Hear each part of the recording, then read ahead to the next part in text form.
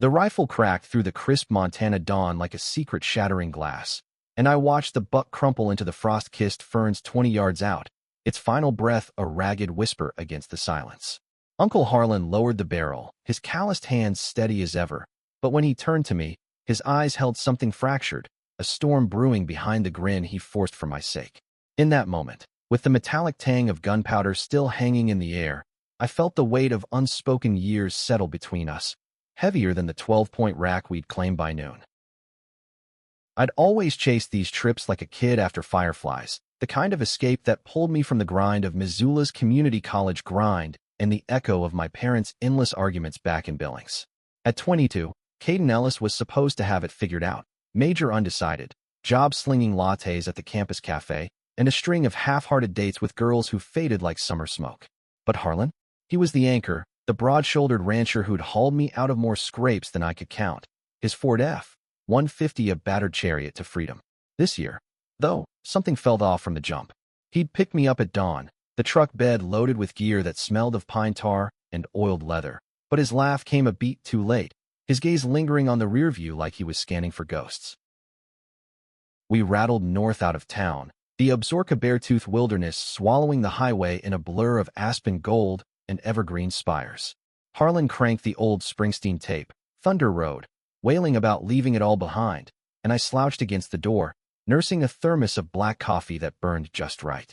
"You ready to bag something bigger than that squirrel you winged last year, kid?" he teased, his voice gravelly from years of shouting over wind and cattle. I shot back with a smirk. "Only if you don't hog all the glory again, old man." It was our ritual, that easy ribbing, the kind that masked the cracks in a family pieced together with duct tape and denial.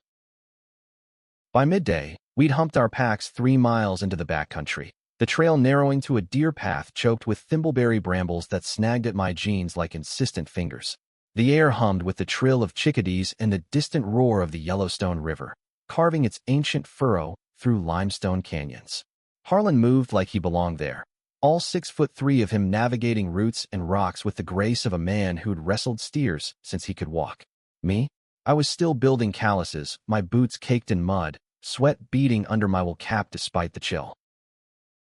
We made camp by a nameless creek that gurgled over polished pebbles, the kind of spot Harlan swore by for its good bones, sheltered by a granite outcrop, flat enough for the tent, but open to the stars. He pitched the nylon dome with practiced flicks, stakes driven deep into the loamy earth, while I gathered armfuls of lodgepole for the fire. "Remember that storm in '09? He called over his shoulder, hammering the last peg.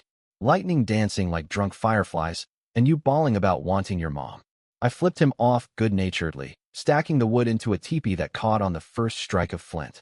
"Yeah, well, you snored through the whole damn thing like a hibernating bear."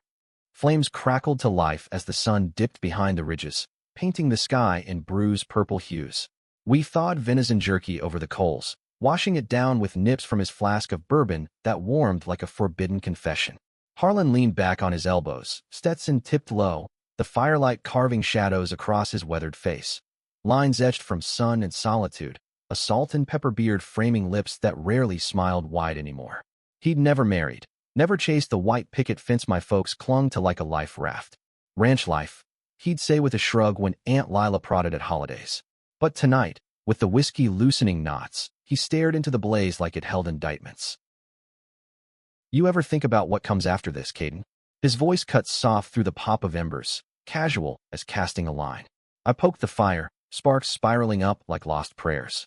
"After college? Hell, maybe stick around Missoula, open a gear shop or something." "You." He chuckled low, but it didn't reach his eyes. "Me? Been chasing horizons since your dad and I were knee-high to a grasshopper. Thought I'd have it sorted by now." The pause stretched, filled only by the creek's murmur and a coyote's distant yip. I waited, sensing the undercurrent, but he corked the flask and turned in early, leaving me to the stars that wheeled overhead, vast and indifferent. Dawn broke with a frost that silvered the tent fly, and we broke camp silent, rifles slung over shoulders as we pushed deeper into the draw. The buck came at Harlan's shot, clean through the shoulder, and as we field-dressed it under the watchful eyes of magpies, he wiped blood from his knife and said, "Life's like this hunt, kid. You aim true, but sometimes the target's moved on you." I nodded, gutting the carcass with mechanical pulls, the irony of his words settling like lead in my chest. Little did I know, the real quarry was waiting in the shadows of his silence. The trail out was steeper, the buck's field-dressed weight slung between us on a makeshift pole that dug into our palms like a shared penance.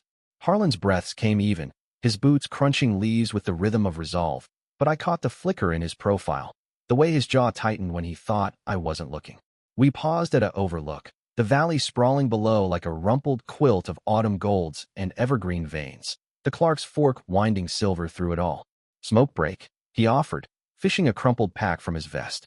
I waved it off. I'd quit last spring after a scare with my lungs that still haunted my runs. He lit up slow, the cherry glowing like a tiny accusation in the midday haze. "Your old man's been on my case again," he said finally, exhaling a plume that twisted toward the horizon. "Says I'm wasting away up here alone, that I need to settle like he did. My dad, Harlan's younger brother by 3 years, the golden boy with the steady job at the oil refinery, and the wife who baked pies for the church socials. I'd heard the barbs at family barbecues, laced with that Billings bluntness. 'Harlan, you're pushing 50. Ain't natural,' a man holding up like a hermit." I shifted the pole, the deer's bulk a grounding weight. "Dad's full of shit. You've got the ranch, the dogs, this." I gestured wide, encompassing the wild sprawl that felt more home than any suburb ever could. Harlan's laugh was a rumble, but his eyes stayed distant, fixed on a hawk wheeling lazy circles over the thermals. "Yeah, well, maybe he's got a point. Been carrying something heavy, Caden. Heavier than this rack." The words hung, and I felt the pull, like the first tug on a trout line. But he stubbed the cigarette under his heel and shouldered the load again, the moment folding back into the hike. We made the truck by dusk, the F-150 a faithful relic parked under a stand of ponderosis, its bed soon stained with the buck's lifeblood as we lashed it down.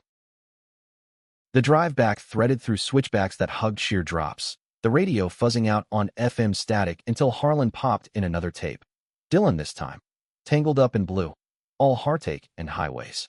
I cracked a beer from the cooler, the aluminum cold against my thigh, and passed him one. "Spill it, Uncle. You've been wound tighter than a snare all weekend." He took a long pull, Adam's apple bobbing in the fading light, then set the can in the cup holder with deliberate care. "Not here. Not yet. Tonight, at the cabin. Promise." His cabin squatted on the edge of the ranch land, a log-hewn holdout from the 1920s, roof patched with corrugated tin that sang in rainstorms.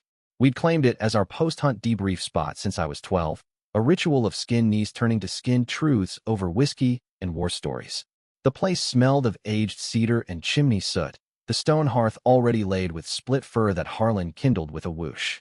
I hauled the buck to the shed for hanging, the night's chill nipping at my neck as stars pricked the ink-black sky. Inside, the fire roared, casting jittery shadows across walls hung with faded photos. Harlan and Dad as boys, gap-toothed and mud-smeared by the creek. Grandpa Ellis in his sheriff's hat, stern as the Rockies. A lone shot of Harlan at 25, arm slung around a stranger whose face blurred in the dim. Dark hair, easy smile, gone like smoke. We settled into the Adirondacks, feet propped on the fender, glasses clinking in the glow. "To clean shots and clearer heads," Harlan toasted, his voice a low timbre that filled the room like bass from a jukebox. The bourbon flowed easy at first, tails tumbling out. The '98 blizzard that buried the herd, the bar fight in Livingston over a bad hand of poker, the time I'd crashed his truck into an irrigation ditch at 16 and he'd covered for me with a wink. But as the level dipped in the bottle, the air thickened, words slowing like molasses. Harlan stared into his glass, swirling the amber, then set it down with a clink that echoed too loud. "Caden, there's something I need to tell you. Been chewing on it like a bad tooth, and it's time to pull." I leaned forward, the leather creaking under me, heart kicking up a notch. "Whatever it is, I've got your back." He nodded, slow, then met my eyes, those steel-gray pools that had steered me through storms. "I'm gay, kid. Always have been. Kept it buried deeper than a winter kill, but it's out now. For you, mostly. Figured if I couldn't say it to family, who else?" The words landed like the rifle's report, clean and irreversible, splintering the quiet. I blinked, the fire's heat suddenly too close, my throat dry as talus. "Gay. Uncle Harlan, the unbreakable, the one who taught me to throw a punch and mend a fence, harbored this secret like a loaded chamber." Images flashed, his solitary rides, the way he'd dodge Ma's matchmaking at reunions, the ache in his voice when he'd toast absent friends. How long? I managed, voice cracking like thin ice. Since forever. First realized it at 15, fumbling in the hayloft with Tommy Whitaker from the next spread over. Scared the hell out of me. Small town, 89, you know how it was. AIDS headlines screaming, folks whispering about that sickness. Pushed it down, joined the service after high school, figured the drill sergeants would beat it out. He paused, rubbing his knuckles, scarred from barbed wire and hard labor. Met a guy in the Gulf, though? Javier. Eyes like polished onyx, laugh that cut through the sandstorms. We kept it hidden, but it was real. Came home to this. He waved at the cabin's confines. Ranch took over, and the lie grew roots. I absorbed it, the pieces slotting uneven. The stranger in the photo, Javier, no doubt. Frozen in a moment Harlan had clung to. Why now? Why me? He smiled faint, bittersweet. You're the only one who sees me plain, Caden. Not the brother, not the town. And hell, maybe it's time I stopped running. The fire popped, a log shifting, and in that breath, something in me cracked too. A mirror to his fracture, my own buried questions about the girls who never stuck, the glances I'd stolen at locker room edges. But that was for later. For now, I raised my glass. To truths. And to hell with the rest. We talked till the bottle emptied, the night deepening outside, wolves howling chorus to our confessions. Harlan's shoulders eased, the weight lifting like fog off the river, and as I crashed on the couch, the cabin's timbers creaking in the wind, I felt the first stir of a bond reforged, raw and real. Sleep came fitful, tangled in wool blankets that smelled of mothballs and Harlan's aftershave. Dreams chasing me through brambles where bucks with human eyes begged for release. Dawn filtered gray through the frost-rimed windows, and I stirred to the sizzle of bacon in the skillet, Harlan humming off-key to the coffee percolator's bubble. He looked lighter, lines softened around his mouth, as if confession had sanded down the burrs. Rise and shine, nephew. We've got processing to do before the drive back. The shed was a butcher's den by noon, the buck reduced to haunches and loins wrapped in wax paper, labeled in Harlan's blocky script. Blood flecked our sleeves, the metallic scent mingling with pine sap from the surrounding woods, and as we worked, the conversation meandered back, tentative at first, then freer, like a trail opening after a rock slide. Javier, I ventured, wiping my hands on a rag. What happened after the Gulf? Harlan paused, knife hovering over a flank, then resumed with steady slices. Wrote letters for a year, coded stuff about sunsets and shared smokes. Then he got redeployed to Somalia. Last I heard, he was gone. Ambush in Mogadishu, 93. Hit me like a gut shot. The ache in his voice was a live wire, sparking my own buried griefs. Dad's rages after Mom's affair surfaced, the way she'd pack and unpack her bags like a metronome of regret. You mourned alone? He nodded, folding meat into the cooler. Had to. Came back to the ranch, buried myself in fences and feed. Dated women on the sly to keep up appearances. Lila, your aunt, even fixed me up once. Felt like betrayal every time. I thought of the family albums, Harlan ever the bachelor uncle at weddings, toasting with a wistful glint. And now? Anyone. A shadow crossed his face, quick as a cloud. There was someone local. 5 years back. Mechanic named Riley out of Red Lodge. We met at a rodeo. Him fixing my trailer hitch, me spilling beer on his boots.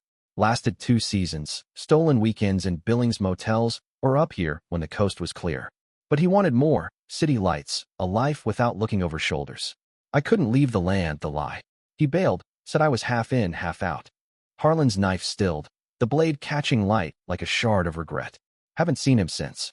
Probably shacked up in Denver by now, living honest.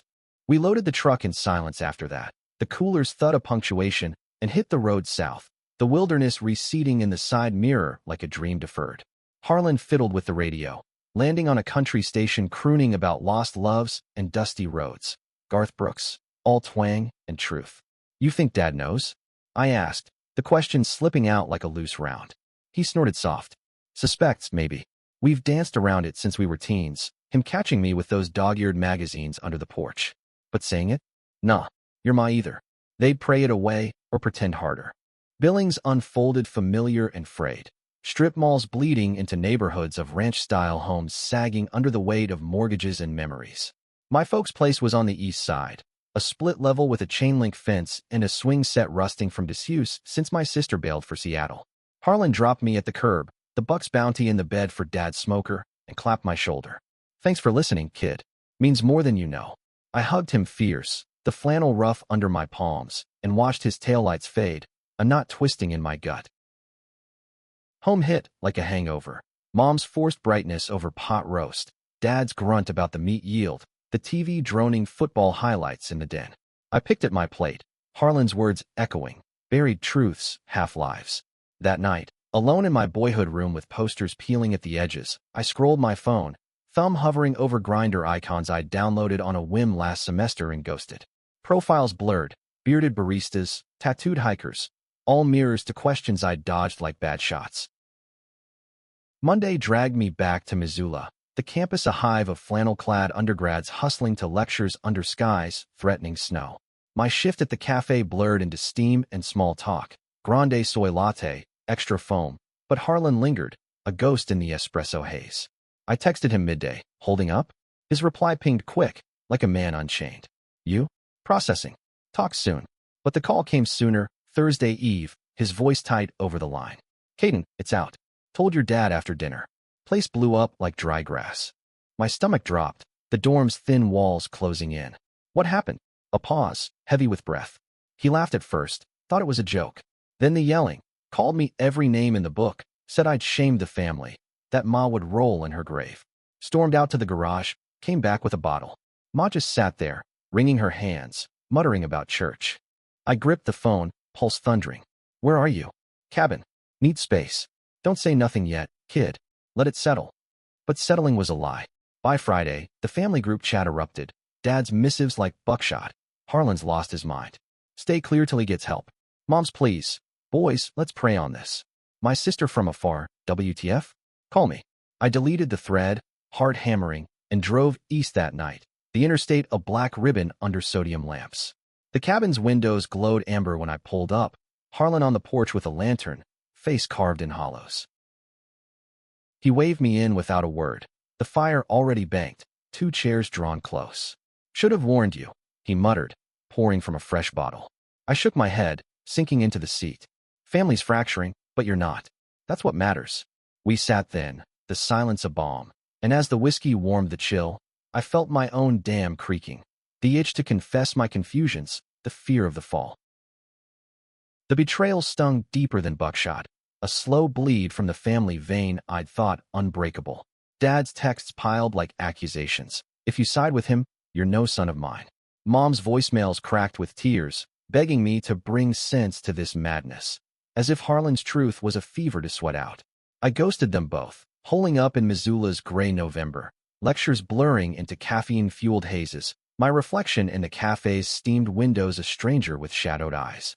Harlan checked in daily, terse updates on ranch chores, a photo of the dogs frolicking in first snow, but the distance yawned, a chasm carved by blood ties.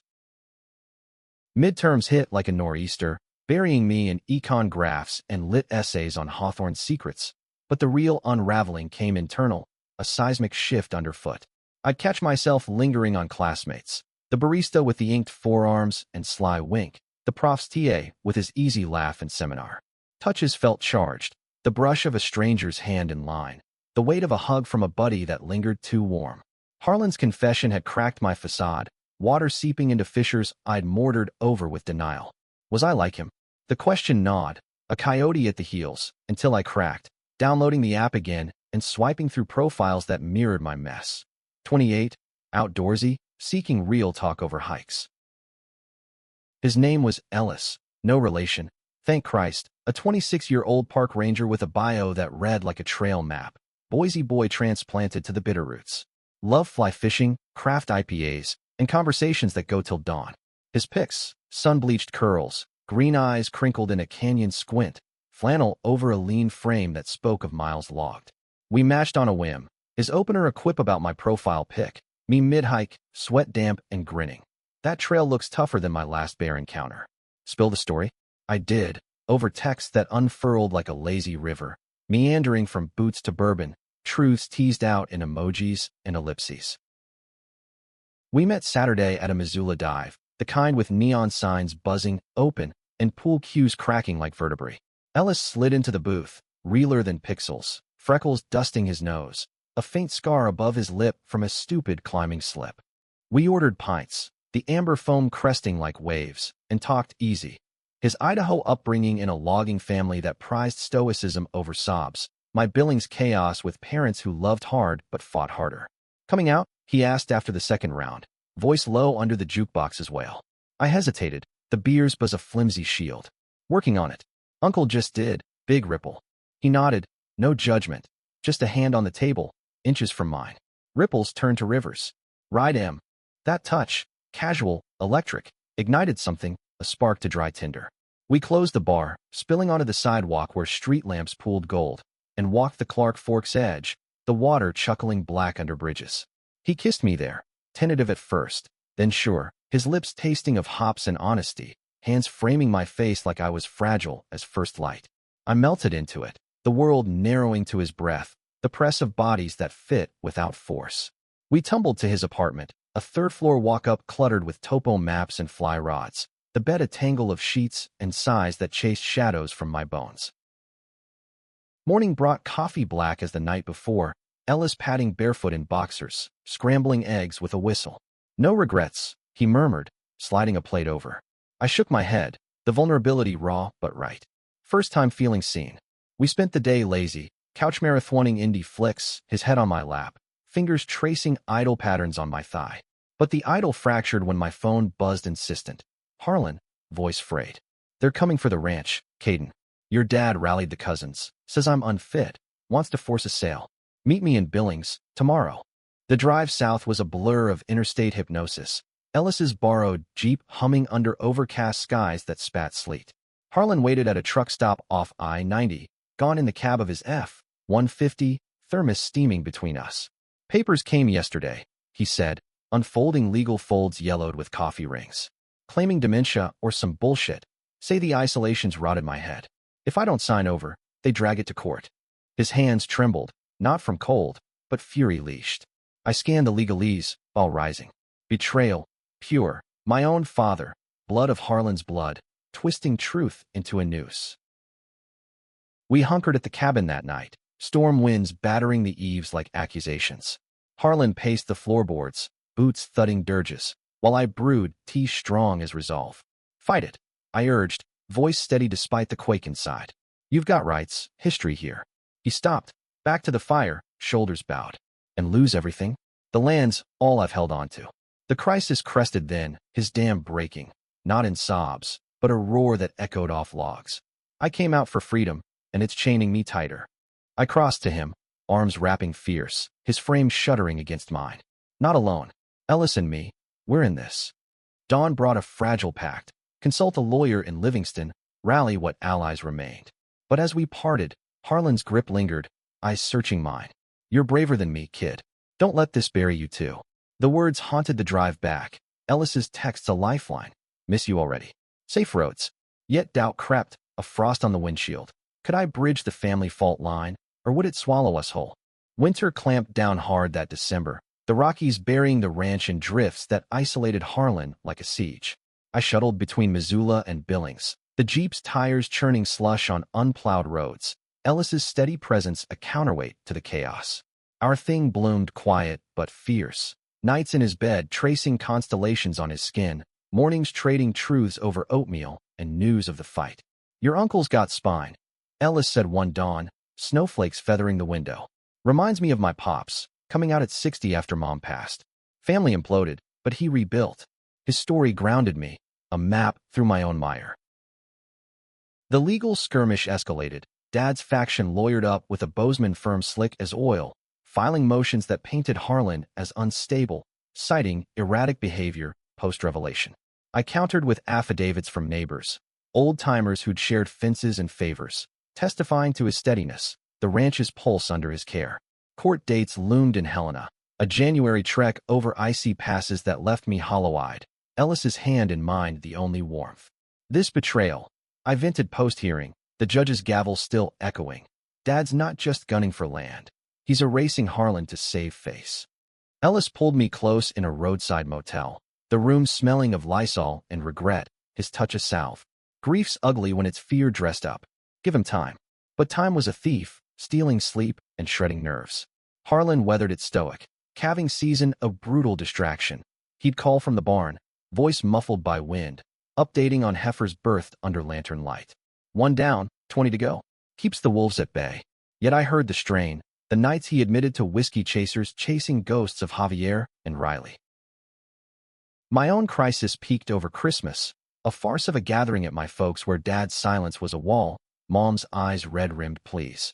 I cornered him in the garage amid tool shadows, the air thick with motor oil. This vendetta ends now, Dad. Harlan's family, your brother. He turned slow, wrench in hand, face a mask of wounded pride.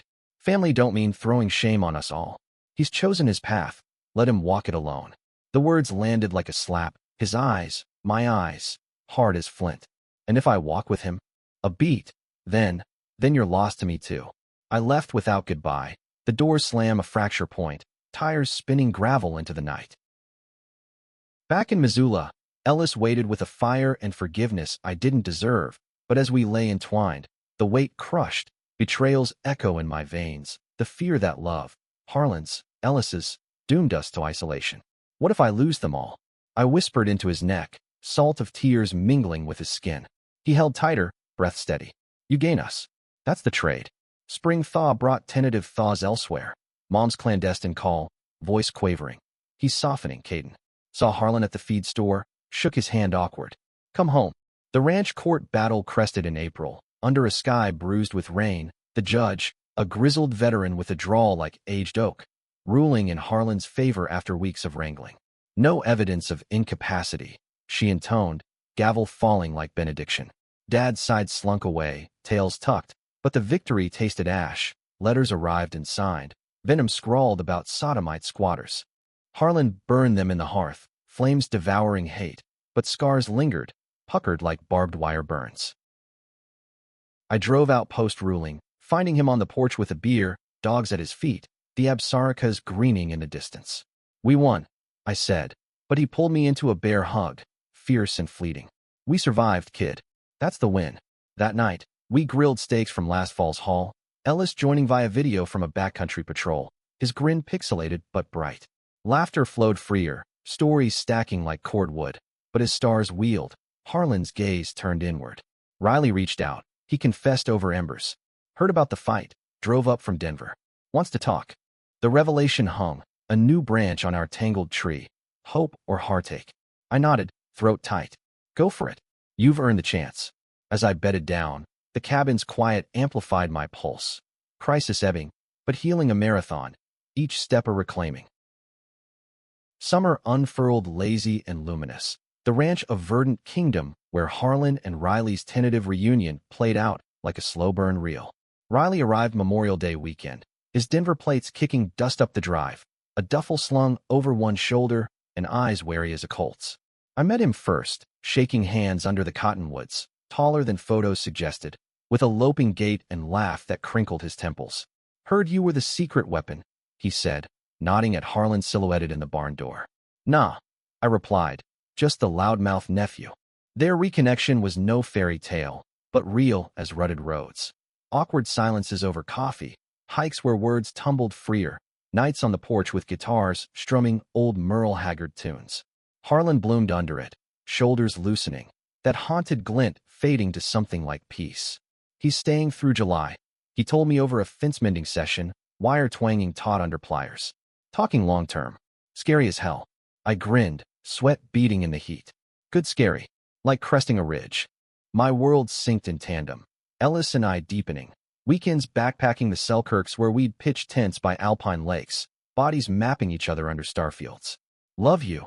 He murmured one dusk, fingers laced in mine, the words a vow etched in twilight. Love you back. I echoed, the confession light as breath, heavy as roots. But family fissures lingered, Dad's overture stiff as starched collars, a birthday card unsigned, a voicemail gruff with let's talk sometime.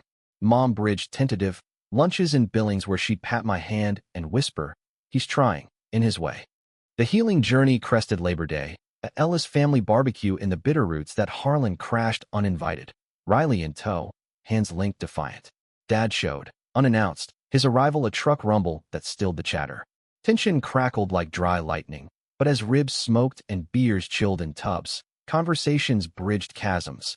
Dad and Harlan trading ranch yarns by the fire pit. words halting but honest. I was scared, Dad admitted late, voice low under the hum of crickets. Scared of losing the brother I knew. Harlan nodded, beer bottle sweating in his grip. You didn't. Just gained the real one. I watched from the sidelines, Ellis's arm around my waist, the scene unfolding like redemption's real, tears unshed, hugs exchanged awkward but true. No grand speeches, just the quiet mending of threads frayed by fear. As night deepened, Dad pulled me aside, eyes wet in the fireglow. Proud of you, son. For standing. For being you. The words unlocked something, a sob caught in my throat, and we embraced. The prodigal returned not in defeat, but wholeness. Fall brought full circle. Another hunting trip, just Harlan, Riley, Ellis, and me, packs heavy with promise. The woods welcomed us unchanged, ferns whispering secrets, but we moved lighter, laughter echoing freer. Over a shared fire, Harlan raised a flask. To truths told, and lives reclaimed. We drank deep, the burn of benediction, and as embers died, I felt the arc complete, not erasure of scars, but their transformation into stories worn proud. In the years since, the ranch thrives under Harlan and Riley's stewardship, a haven for wayward souls seeking solace in soil and silence. Dad softens gradual, grandkids, mine and my sister's, bridging gaps with sticky fingers and unfiltered joy. Ellis and I build our own path, a cabin in the foothills where love roots deep, unapologetic. Harlan's truth, once a big reveal in the wild, became the spark that lit our collective dawn, a reminder that in America's vast heartland, where horizons stretch endless, the bravest hunts are inward, and the greatest trophies, the selves we claim. The weight of that final trip lingered like the scent of gun oil on skin, a reminder that some bonds, forged in frost and fire, bend but never break. Harlan's cabin, once a bunker of solitude, now echoed with Riley's baritone laugh and the clatter of shared suppers, their life a testament to second chances claimed late but fierce. I'd visit monthly, the drive a ritual pilgrimage, pulling up to find them knee-deep in chores. Harlan mending tack, Riley tuning the old John Deere with grease-streaked forearms. Nephew, Harlan would boom, wiping hands on chaps, just in time for pie. Riley's addition, a pecan confection from his Denver days, sweet as absolution. My own days in Missoula settled into rhythm. Graduation capstone, a thesis on queer narratives in Western lit, nodding to the men who'd shaped me unspoken. Ellis and I co-signed on that foothill plot come spring, the cabin rising log by log, a hybrid of Harlan's rustic holdout and our urban dreams, solar panels glinting beside a stone chimney. We'd christen it with a housewarming, kin converging tentative, Dad with a cooler of brews, Mom bearing quilts she'd pieced from old flannels, my sister towing her partner, a tattooed barista from Capitol Hill whose stories rivaled ours for grit. The gathering unfolded under September sun, tables groaning with elk roast and cornbread, laughter weaving through the aspens like smoke. Harlan cornered Dad by the grill, spatulas in hand like white flags. Missed this, Harlan said, flipping burgers with a sizzle. Dad grunted, but his eyes softened. Yeah, me too. No apologies thundered, just the quiet accrual of amends, shared glances over plates, a pat on the back that lingered. Mom pulled me aside later, her hug scented with lavender soap. You've mended more than fences, Caden. Thank you. As dusk painted the valley lavender, Ellis and I slipped away to the porch swing, his head on my shoulder, fingers entwined. Think they'll stick? He murmured, the question an echo of our early nights. I kissed his temple, tasting salt and certainty. They already have. Below, the fire pit crackled, stories spilling. Harlan recounting Javier's ghost with gentle humor, Riley teasing about their first disastrous date, a flat tire in a blizzard. Dad listened, nodding, his silence no longer a wall but a bridge. Winters passed in waves, each layering grace on grief. Harlan and Riley adopted a rescue mutt, a wiry shepherd they named Scout, who trailed them like a furry confessor.